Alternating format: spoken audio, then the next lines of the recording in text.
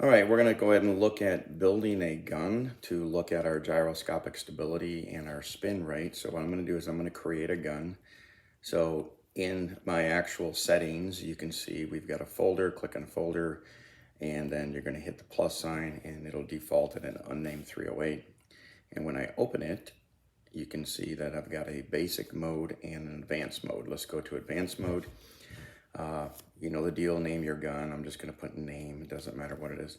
But let's put in a certain twist rate. Let's say we're going to run a 8 twist, all right? And then go down real quick, do the generic stuff of scope height.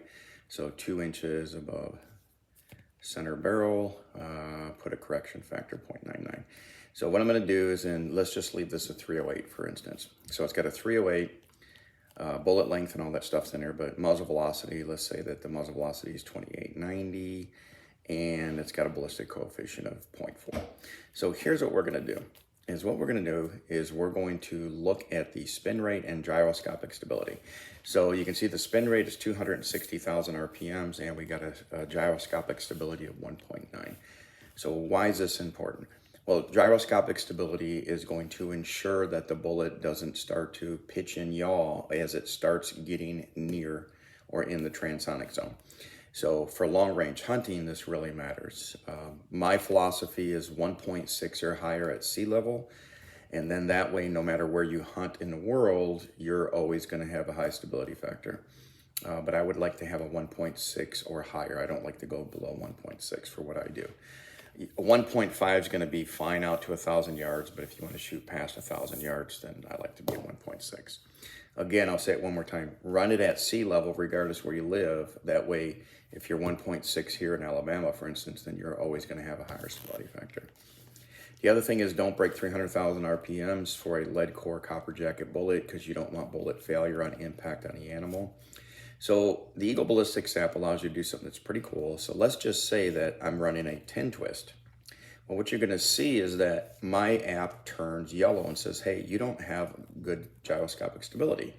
I got a 1.2, so we could have really a lot of problems basically under 1,000 yards where the bullet can start to cone and open up your groups and cause issues.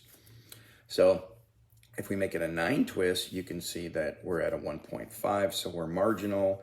And if we got an 8.5 twist, we're at a 1.68. So we're actually sitting pretty good. And we're at 244,000 RPMs. If I went to like a 7 twist, you'll see that we're at 297, even though we got a high gyroscopic stability, but we're getting close to having issues. Let's say I did a 6.5 twist. I know this is ridiculous, but you can see that it actually turned yellow and said, hey, you broke 300,000 RPMs. So this app is pretty cool because what it does is it allows you to literally build your gun before you physically build it. So let's say you're getting ready to buy a gun from a company and you don't know what your twist rate should be. You don't have to listen to the gun companies. You can listen to the app. You can say, okay, I know my velocities are going to be X or at least close to X.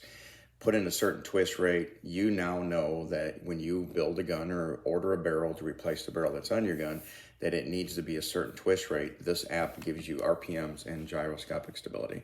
It's going to really help you in a long-range world.